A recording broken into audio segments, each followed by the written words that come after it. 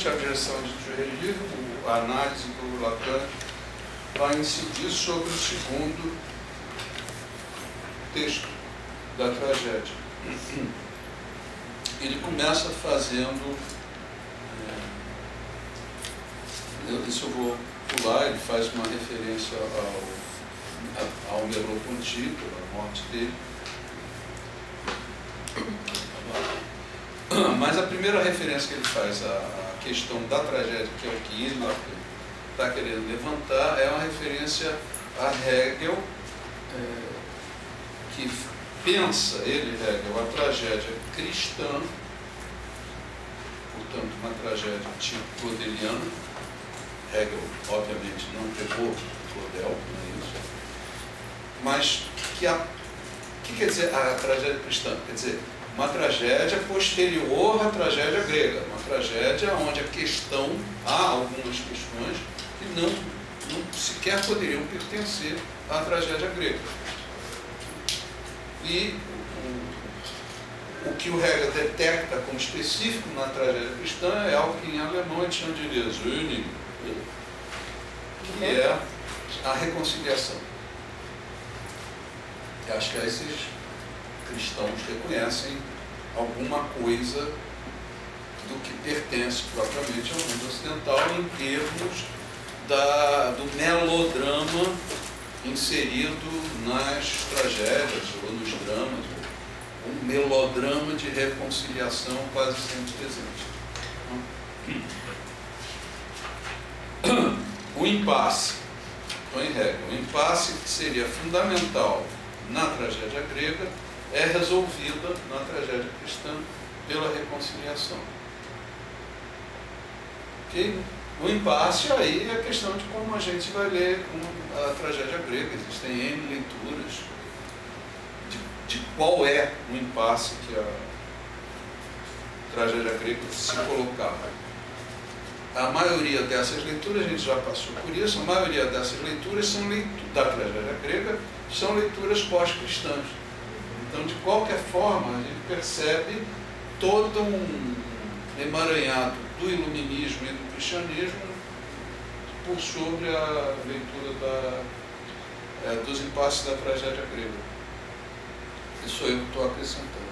E eu acho que a gente tem que separar com bastante atenção, bastante cuidado, as tragédias de Eurípides das tragédias de Sófocles e Ésquilo. Eu acho que Sófocles e Ésquilo, mais ou menos, dá para falar como um grupo, não é preciso mais dar, mas em Eurípides a banda toca de uma maneira muito diferente. E se a gente quiser usar a ideia da reconciliação de Hegel, que é uma ideia cristã, se quiser pensar que há alguma reconciliação também na tragédia grega, a gente vai encontrar isso no Deus Ex Machina, né, nessa intervenção divina que vocês vão encontrar no final de algumas tragédias, algum Deus que literalmente desce, vai se miscuir entre os personagens da tragédia e resolver o problema. E aí é que a diferença entre Eurípides e Sófocles e Ésquilo fica gritante. Qual dos dois tem essa perspectiva do Deus Ex Machina? Principalmente Eurípides. Mas em Eurípides isso é de uma ironia e de um quase cinismo extraordinário. Os deuses, quando descem, é para fazer uma grande merdalhança. Mas resolve. É uma merdalhança. Aí entra o tipo de leitura, Zé. Se você fizer a leitura cristã, Deus existe desde sempre, estava tudo previsto, então o Deus grego é que nem o Deus cristão. Ok? Se ele desceu, é para fazer o bem. Ok? Se você conseguir... Mesmo que em forma de merda. O Zé insistiu e ele tem razão. Reconcilia, fica tudo bem. Pelo simples fato de ser a vontade de Deus. Aquilo que estava em conflito agora não vai estar mais, porque o Deus desceu, disse que é assim, assim, assado.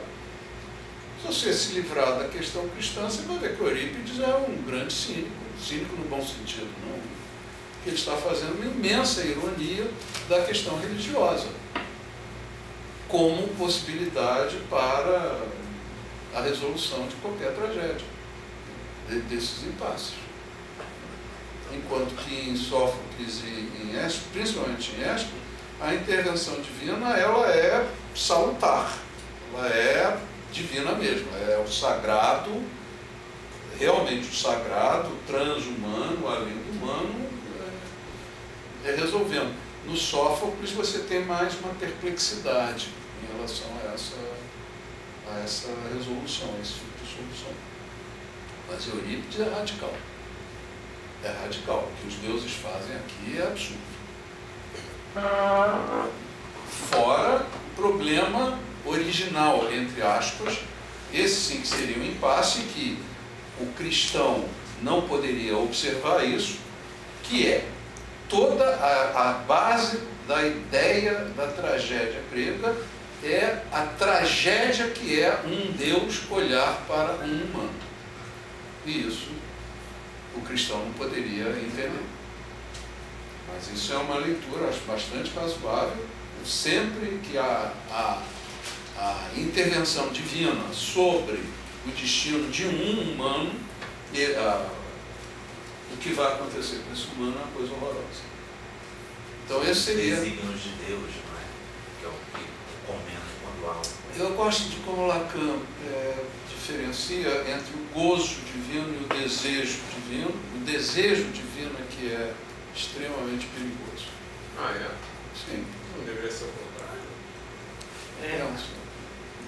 Não. Assim, só seria o contrário. Eu falei, gozar, se você acreditar em Deus. Ué, mas...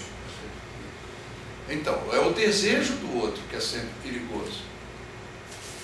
É do desejo do outro que eu tenho que me precaver. Então, é em relação ao desejo do outro que eu vou fazer as minhas preces para evitar que o desejo dele recaia sobre mim. Quanto ao gozo, eu vou ter curiosidade, eu vou ser um místico, por exemplo. Eu nunca tinha pensado nesse ponto de vista. Isso a gente trabalhou, Zé, nos nomes do Pai. Mas não está claro para... Não ficou Não. claro. Não. Não? Não.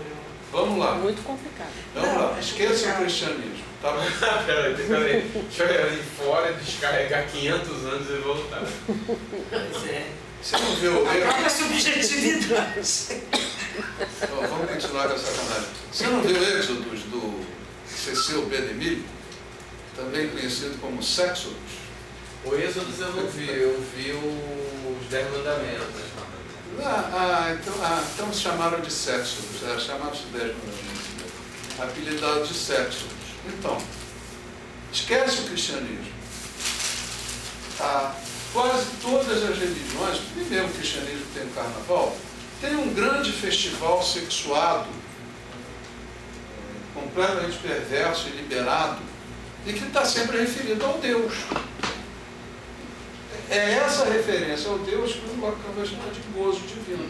É o gozo divino que uma população dedica ou à sua sexualidade perversa, organizada num festival, tá? Ou o misticismo. Tá, mas busca. O sujeito do gozo, Sim. é o crente, digamos assim. Esse é o agente do gozo. O sujeito do gozo seria Deus. Eu agencio o gozo de Deus ou no meu festival pagão, né, no meu festival sexuado, ou, perdão, no meu misticismo, que nunca fica muito longe, né, da coisa sexuada. O temente a Deus. O temente a Deus está referido ao desejo dele. Aí ele está referido ao desejo de Os Deus. misteriosos desígnios de Deus. Mas que são desejos. Frente ao desejo de Deus, eu não devo apelar para a sexualidade, pelo contrário. Aí é o contrário. Sempre que eu quiser satisfazer a um Deus, eu devo abdicar da sexualidade. Seja eu budista, cristão, judeu, não importa. Isso é porque, no caso aí, Deus quer alguma coisa dele, né? Ou seja, do tal Então, do crente, desejo.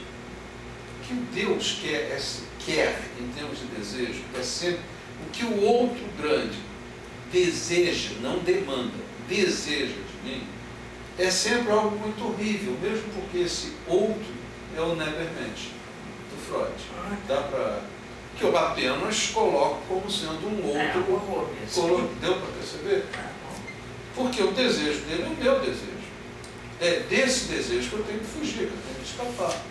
Mas eu não consigo, isso está claro para mim, eu não consigo também ver que o gozo do outro seja algo tão inocente assim, tão não assustador. Mesmo pensando também a maneira como os povos ficavam assustados, né? Fazendo uma matança de bois, de jabaquara, para acalmar a charada lá, A ira dos divina. todos, quando estavam meio efervescentes. Tá legal. Mas sabe o que eles davam para os deuses? Os ossos, os ligamentos, a pele, o que não é gostoso, o resto. E se dessem coisa boa, os deuses castigavam. Essa era a tradição grega. Mas você está falando do Deus grego, mas o Deus cristão, você dava a melhor ovelha, você dava o melhor...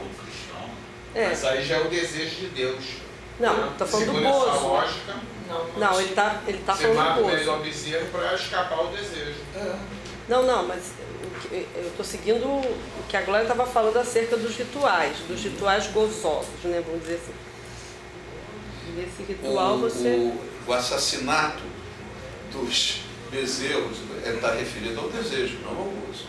O gozo é sempre uma fraqueza do outro. O gozo é ali onde o outro se perde. Aí eu... talvez... No olhar do perverso Talvez eu estou pensando... O perverso, quando o outro goza, ele sabe? É a glória. É a glória. Exatamente. Opa! Se eu consigo... Mostrou o buraco. Isso. Mostrou que é furado. Exatamente. Eu estou pensando no Caim do Saramago, né? Como é que ele mostra o Deus ali, né? Sim. Mas aquele é um Deus pré-cristão. Sim, tá bom, mas referido ao cristianismo, tá? Não. Ele está fazendo uma pelo menos uma... Está brigando com Deus. Ah, sim, tá. Que é? Não, como é que é? Tem mesmo. Não, agora eu entendi. Sim, o Deus do Caim do Saramago. É como se Saramago estivesse tomando a referência a partir do gozo, entendeu? Ele faz Não concordo. Não, Não concordo. para mim o Deus ali goza. Eu não concordo. Não? Eu vejo ali o desejo de Deus. É quando a gente... Ele se revela. Tanto que o ato final é contrariar ao máximo o desejo desse Deus. Não vai ter mais homem e pronto. O teu desejo, eu não vou satisfazer. Eu mato todos os homens e acabou. Isso não é o gozo. O gozo é isso que a Glória estava descrevendo. É quando o outro entrega-se completamente a alguma ação que dependeria da minha presença, da minha atividade. Ele se entrega. Ele Mas para ter desejo, Deus do gozo é Mas- sádico. mas eu tô pra ter pensando- desejo não tem que ter uma falta? Sim. Como é que você vai botar falta em Deus? Os cristãos e os judeus explicam isso como sendo a vontade. Que é, Rosa? Como sendo a vontade divina. Ele quer ser... Deus desejou. Deus desejou a sua própria falta. É assim que é explicado. Na sua grande benevolência, Deus que era tudo, total e completo, e que, portanto, nada poderia haver, Ele, por desejo dele, abriu mão de algo. Algo abriu-se para que houvesse alguma falta, para que houvesse a humanidade. Essa é a explicação. Não minha. Portanto, a humanidade preencheria o desejo. Isso, ela foi feita sim. por desejo dele, para satisfazer o desejo dele. Tá, então o homem, ele é o objeto que vai completar o Deus. Essa é a teoria religiosa. Então, Agora, o homem tem que responder ao desejo, ao desejo. corresponder Por que ao você fez desejo. uma diferenciação aí entre desejo e demanda, hein? Porque não há, em relação ao divino, não há uma demanda. Não? Não. Ué, o desejo, a demanda é uma manifestação. Mas se do o desejo. sacrifício de Abraão, A demanda é uma resposta ao desejo. Eu tenho demandas em relação a Deus. Mas não há essa dialética. Você vai encontrar mãe, filha, etc, etc. Você vai tentar. Como tudo isso é uma criação da cultura, o que nós lemos é como desde sempre o homem percebia nessa autorização que ele dava à existência de Deus, como ele percebia um fracasso. A esse fracasso que Lacan chama de gozo. O gozo não é, o gozo, a teoria do gozo, não é a teoria de um fracasso, não é isso que eu quero dizer. A teoria do gozo é a teoria de uma impossibilidade. Ok? Sobre essa impossibilidade, constrói-se uma proibição. Em vez de ser impossível atingir o gozo, é proibido atingir esse gozo. Na medida que é proibido, então eu posso fazer um festival. Na medida que é proibido, você cria uma possibilidade ilusória. Isso que é o a festival. neurose. Festival Não, não é a neurose.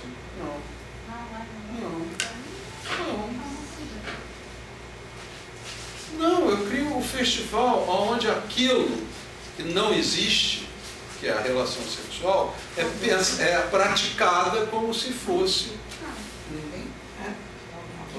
como se fosse a própria realização, aonde eu vou estar perversamente agenciando o gozo divino.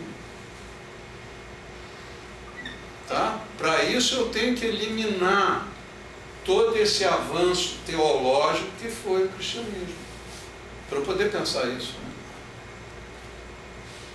Eu achei confuso, porque eu pensava que, assim, sob o ponto de vista do sujeito, né, para mim ficava como se Deus gozasse, sim, porque é o grande outro não barrado, né? Eu sempre pensei dessa maneira. Lembra do esquema Sata, Canta Vexada? Sim, o grande outro barrado, ele só vai agir dentro do esquema sadiano. Senão, não. É preciso o esquema sadiano para você pensar um grande outro não barrado, que é o pensamento perverso. Estou apontando para você. Agora, claro, quando eu estou falando do perverso, eu não estou falando de uma categoria. Que existem perversos e existem outras coisas. É uma modalidade. Isso. É uma modalidade de você se referir à questão sexual. Mas é porque também na perversão, o que acontece é que o outro faz o furo. O sádico. Não. Faz não. Não faz não. Mostra. O perverso mostra. Entra como quem vai completar aquele que está ali, não é? Ele Não. entra de objeto. Não. De jeito nenhum. Ele vai mostrar. Eu sou agente. Eu báscula. perverso, eu sou agente o tempo inteiro. Eu não completo Sim, nada. a gente. Então, eu não completo. Mas ele oferece um instrumento, né? Ele cria uma cena. Sim. Da onde eu extraio o gozo do outro. É por isso que você não. É por isso que não dá para pensar a cena da tortura política, da tortura para obter informações. Né? Você não dá para você pensar nessa cena como uma cena cirúrgica, isenta, neutra.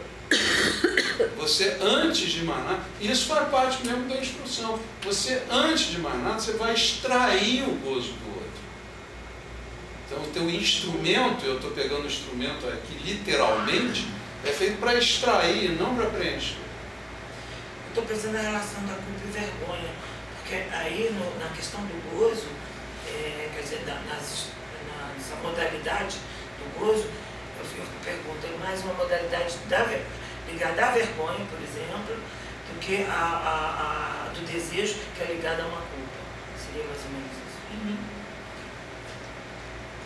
Eu não estou ainda pegando qual é a dificuldade que vocês estão tendo com o desejo O gozo de Deus. e o gozo do grande outro. Porque quando eu estava falando do Saramago, por exemplo, a mancha na testa, a modo como o Caim interpreta a mancha na testa, interpreta, para mim, não sei, como sendo o gozo de Deus. Não é o desejo, ele não trata disso como desejo. Aonde está o gozo de Deus? Na mancha? Aonde? Eu não entendi o que você falou.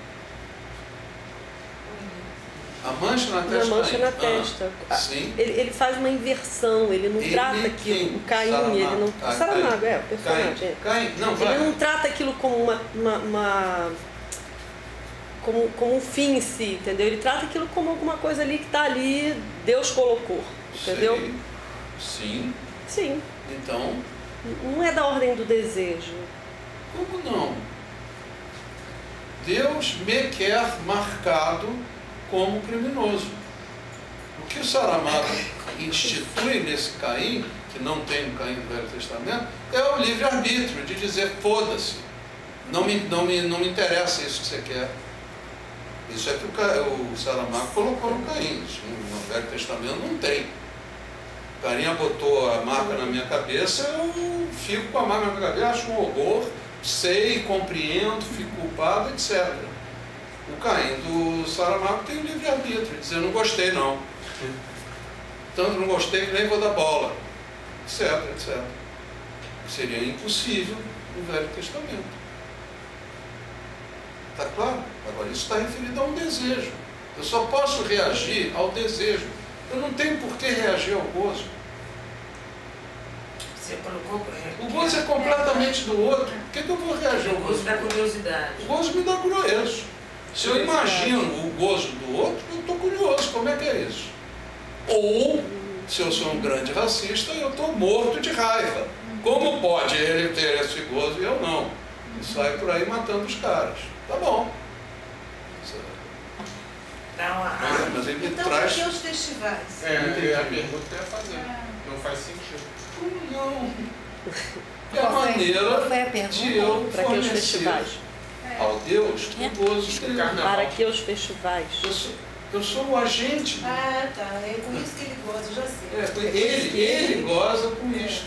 Já sei. Eu já sei. É por causa do Edelman.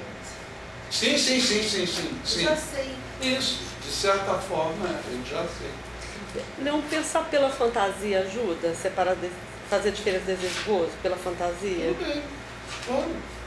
Tô pensando Sim, no na desejo. fantasia, fala. Não, pensei como se no desejo a fantasia fosse incorporada e no gozo ela ficasse. O desejo fosse incorporado. Não, sim, a fantasia. Algo da fantasia é incorporado. E no gozo é como se a fantasia ficasse. A fantasia Não, não sei o que você gente, quer dizer. Não entendi. Não sei o que quer dizer isso. A fantasia incorporada. No desejo ela está mais. O sujeito é que está mais implicado. Implicado. No gozo, o sujeito está menos implicado. O Ele só gozo é pode do fazer outro, o que gente. É O do gozo é do outro. Mas, O desejo você está mais implicado. Né? mas no festival, no carnaval, quem se diverte, para não usar gozo, quem se diverte... Diz você, né? Pronto, agora vai querer dizer que. Diz você. São os mortais. Se você continuar pensando, não são. Esse é o disfarce, esse é o carnaval, A encenação. a encenação. Mesmo a ideia do carnaval é a ideia de uma desistência. A carne vai. É o final da carne. Agora são 40 dias sem carne. O carnaval cristão, né? Agora, o que era esse carnaval antes do cristianismo? Muito antes do cristianismo, era o dia em que o rei era assassinado em praça pública. Esse era o grande carnaval, o grande festival. Normalmente eu mato o rei. Mas aí o outro se deu mal e eu estou festejando. Isso! eu agenciei o gozo do outro. Eu estou festejando a morte do meu rei, cara. Você que acha que o rei é ruim? Goza com isso? Ele, Deus. Mas o rei não é o signo de Deus? Então, eu estou devolvendo a Deus o que Ele me deu. Haja torção, né? Mas como é que eu vou pensar a religião? Se eu não pensar em termos de torção, Zé, eu vou acabar caindo em algum idealismo qualquer. É isso que eu estou exigindo aí, que é o que o Hegel faz, só para voltar, quando ele fala da reconciliação.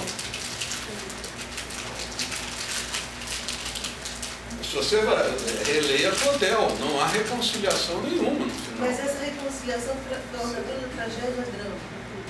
Transforma toda tragédia em drama. Essa é a nossa opinião. Oi. Porque tem uma solução para a tragédia. Sempre uma solução para a tragédia. A solução pode ser um drama, pode ser uma solução. Isso. Mas tem uma solução. É por isso que muitos autores dizem que Eurípides não escrevia tragédias e sim dramas. Não melodrama, mas drama. E que as verdadeiras tragédias gregas são as de Sófocles e as de Éstico. Eu não assino embaixo, eu só estou dizendo, você tem razão, pode até ser pensado assim, e nesse caso Eurípides não escreveu tragédias. Esse tragédia, quando começa mal, vai mal e acaba mal. Não tem drama para o cara. Não tem saída. Eu acho que nessa lei pega, vai ficar. Não é verdade. Tem um diverso, acontecem coisas engraçadas, não é bem assim. Eu vou falar ironicamente. Digamos que a tragédia começa como Schreber acordando um dia e pensando como deve ser bom o gozo da mulher. Você não pode dizer que começou mal. Começou com uma ideia. Não. Começou com uma ideia. Tá certo? E haverão melodramas no meio. Pega Antígona. A Folhas Tantas, o coro acha que está. Folhas Tantas é bem no início até. O coro acha que está tudo resolvido. Acha porque é um dos coros mais idiotas que já apareceram na tragédia grega, um coro que só diz. Platitudes. E é o coro mais admirado no cristianismo. O coro que só fala besteira. Aí lá pelas tantas acha que está tudo resolvido e faz o mesmo ao homem. O homem é uma maravilha sobre a terra, faz isso, faz aquilo, etc. Então você tem uma série de melodramas. Mesmo em Ésquilo, a presença do amigo do Orestes. Tem um amigo lá do Orestes. Esqueci. Orestes. Sim? O cara que vai matar a mãe. Não sei quem é ele. Irmão de Eletra, pô. Irmão da Eletra. Não. Agamemnon vai dirigir a armada grega que vai invadir Troia, mas aí não tem vento, porque um soldado matou uma corça lá de Diana. Aí ele, Agamemnon, manda trazer sua filha menor, Ifigênia, para sacrificar para os deuses, para poder os gregos irem para Troia. Aí Clitemnestra, a mãe, fica puta da vida, torna-se amante de Egisto, que era o irmão de Agamemnon, e expulsa Electra e Orestes, seus outros 2 filhos, do castelo, dizendo, porque são filhos do Agamemnon, odeio esse cara, não quero mais saber, etc, etc. Quando Agamemnon volta, 10 anos depois, Clitemnestra e Egisto matam o Agamemnon. E aí Electra e Orestes planejam a vingança e vão matar a mãe. Essa é a tragédia do Orestes e da Electra e tal. O Sófocles também escreve, mas ele escreve só uma Electra, ele não escreve a sequência. Ésquilo escreve toda uma sequência, que eu não me lembro o nome, são 3 peças, eu não me lembro, e numa delas está lá o Orestes. E nessa peça tem. Eu estou com. Numa das duas. Tem duas Efigênias, tem uma Efigênia. Isso é outra coisa, a Efigênia é do Eurípides. Eu só estou contando a historinha geral. Efigênia quem escreve é Eurípides. Tem um amigo do Orestes, eu esqueci o nome agora, eu não me lembro se é na Oresteia do Ésquilo ou se é na Electra do Sófocles, num dos dois. Esse amigo acompanha o Orestes a peça inteira e ele é absolutamente silencioso, ele não fala nada. Até chegar a hora do Orestes matar a mãe. E na hora do Orestes matar a mãe, o Orestes hesita. E aí esse amigo dele fala a única frase que ele diz na peça inteira, que eu não me lembro mais qual é a frase, mas tipo, lembra-te do teu pai, qualquer coisa assim. Mata-me. Ele diz a coisa que vai fazer com o Orestes efetivamente. Então você tem melodrama no meio, você tem tramas. Não é um contínuo. Não, existe os faits divers, como o La Bohème tem tragédia, mas tem brincadeiras, tem gozações. Isso. Mas ela acaba tuberculosa e morre, não se salva, ninguém faz. Mas aí não é tragédia, esses são os melodramas. Você tem 4 épocas, digamos assim, de tragédia. Você tem a tragédia grega, você tem a tragédia cristã shakespeariana, você tem a tragédia cristã francesa, 100 anos depois, Racine, e você tem a tragédia contemporânea, ou moderna, que começa no século XIX, fim do século XIX. Você tem o Paul Claudel, tem o Eugene O'Neill, quem mais? Bom, deu branco. Você tem os contemporâneos, o Brecht escreve algumas tragédias. Você tem. E aí a questão é analisar qual é a essência, digamos assim, de cada época. O que é trágico numa determinada época e já não é tão trágico assim numa outra época. Se você pega a tragédia shakespeariana, há uma diferença crucial, por exemplo, entre o Édipo grego e o Hamlet shakespeariano, é que o Édipo grego não sabe e o Hamlet sabe. Então nós temos um outro tipo de homem. A tragédia shakespeariana é a tragédia do homem que já não tem mais um Deus que dirige a sua vida sem que ele saiba. Ele já não tem mais isso, ele já sabe o que é a vida e ele tem que decidir como é que ele vai se comportar. Como se a tragédia estivesse muito mais dentro do Hamlet do que propriamente no próprio. Exatamente. Não é nas relações dele. Tanto que o A tragédia é Hamlet mais subjetiva. Ele é o primeiro que fica com dúvidas. Isso, sobre o que fazer.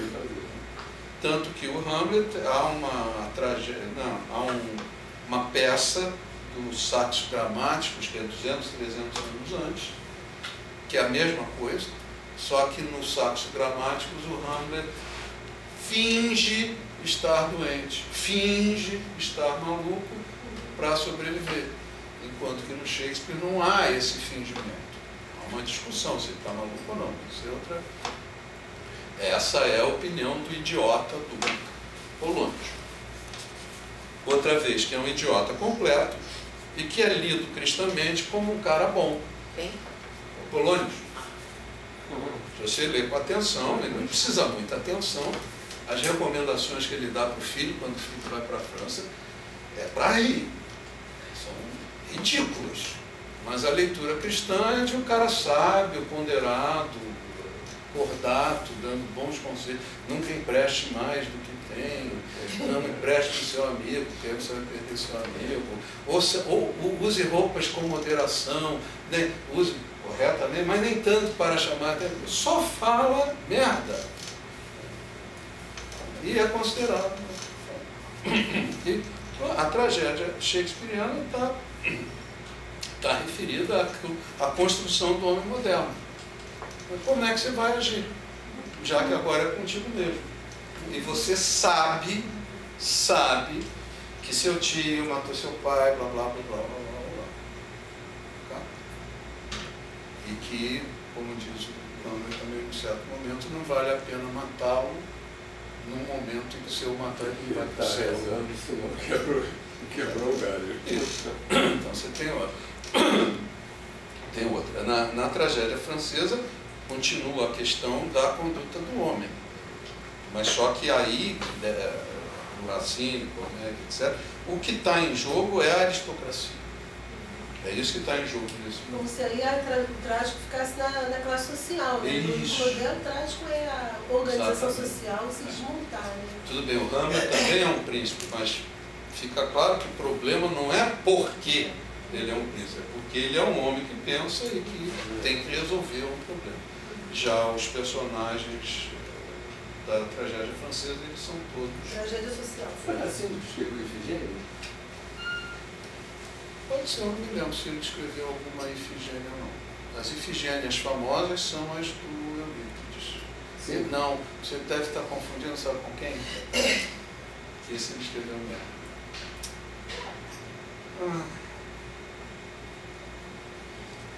Não é o nome da mulher do Teseu. Aliás, Não, a outra. só conheço Ariadne. Não. Saber que era amiga. Teseu da Bíblia. Fizeram um filme muito interessante. Muito Nem Teseu. eu esqueci tudo. Teseu é casado com uma Filustreca e ele tem um filho lindo de um outro casamento. E a Filustreca se apaixona pelo filho de Teseu. Ifigênia, Aulis, Ifigênia. Não é Ifigênia, esquece. Enfim, esse o grego escreveu a tragédia do garoto. Eu esqueci o nome. Gilson, pega o Google aí. Aciona o Google. Ah, pai Google. E o Racine escreveu a tragédia dela. Deus Google aí, ó. Chamou o Deus aí, ó. E alguém fez um filme muito bonito com a Sofia Loren nesse papel, Anthony Perkins no papel do filho do Teseu. Mas isso aí no ambiente moderno, o pai é um industrial. O cara morre as bigas, os cavalos arrastam ele. Garoto, né? Esse drama já Não sei quem é. Esse Isso. Leão, vou voltar para o gozo Bom. de Deus que ainda não está claro. Gozo. Algo que é impossível, que você tem que pensar como além do princípio do prazer. Só que no além do princípio do prazer, quando se fala da pulsão de morte, aconteceu com a psicanálise a mesma coisa que aconteceu com tudo no mundo ocidental. Houve um momento que ela foi relida para ficar dentro dos padrões. Então é fácil você ler o Admirável Mundo, ler o Além do Princípio do Prazer e a pulsão colocando no corpo, falando de algo fisiológico ou biológico, etc, etc. Deu para entender? Não é. Não é. Aí você tem que pensar, não, você tem que pensar hegelianamente. Você tem processos que produzem os elementos que, por sua vez, organizam os processos. Então você não tem um processo que inicia e elemento que é efeito. E você não tem elemento que inicia e processo que é efeito. É como você tem que pensar a linguagem. Você não vai pensar uma origem e você não vai pensar uma gramática que precede os elementos da linguagem. E você não vai pensar elementos da linguagem que antecedem uma gramática. Dá para entender? Tá. Então, mesma coisa, quando Freud está pensando numa pulsão, ele faz questão de falar de uma pulsão que entra no sistema psíquico e de uma pulsão que está no sistema psíquico e que é a Forstellum representans. Então, o que eu tenho aqui eliminar é a ideia de um externo. Esta pulsão que entra no sistema psíquico é efeito da Forstellum representans que já está dentro. Dá para entender? É um efeito lógico. E não nem cronológico, nem biológico, nem... Para eu conceber, vai comigo, para eu conceber alguma coisa que não tem representação direta, que tem que passar por representações indiretas para poder chegar nas representações diretas, tá? Para eu poder pensar isso, eu tenho que partir das representações diretas. Se eu partir do que não é representável, eu volto à divindade. É muito fácil, não? Sim. É muito fácil. Deus criou, eu vejo o resto. Se não é Deus, é o corpo, é a biologia, é a química, qualquer coisa que criou, e eu vejo o resto. Não é assim. Bem, isto que eu vou pensar a posteriori, que não se adequa de maneira nenhuma ao empirismo, que não tem uma representação direta, etc., etc., a isso eu chamo de gozo. É o além do princípio do prazer. Ele não é regido. Isto é algo que está aqui, entre o princípio do prazer e o princípio da realidade, quer dizer, no eixo, mas que não se adequa à organização princípio do prazer e princípio da realidade. Isso eu vou chamar de gozo. O desejo... Com o resto? Não. Que seja como o resto, mas o que você vai chamar de resto? Resto é operação. Sim, sim. O que você vai chamar de uma porcaria? Não, sim. Pois é. Estou pensando com o resto para poder localizar. Isso, sim. É o resto. É o resto que estava presente desde sempre, mas não estava presente porque não era resto. Antes fazia parte do que vai ser operado. Como na divisão. Tá? Esse resto, ele está ali presente, junto com o quociente, mas ele não é a mesma coisa que o quociente. Quociente, não com. Quociente da divisão. Em termos da minha organização funcional, da minha organização psíquica, isso é algo que eu, ego, organizado, narcisismo, whatever, eu tenho que dar conta disso. Eu tenho que dar conta. Isto vai me pressionar. Como qualquer pulsão. Essa é a ideia. Isso vai fazer alguma coisa comigo. Mas é algo para o que eu não tenho acesso nenhum. E se eu inverter tudo o que eu estou falando, isto é que é o que me caracteriza mais do que qualquer outra coisa. Porque todo o resto da operação, todos os outros fazem também. O resto é que não é o mesmo para todos. A isto eu estou chamando de gozo. Tá. Eu estou chamando de gozo. Agora... Não é o gozo sexual.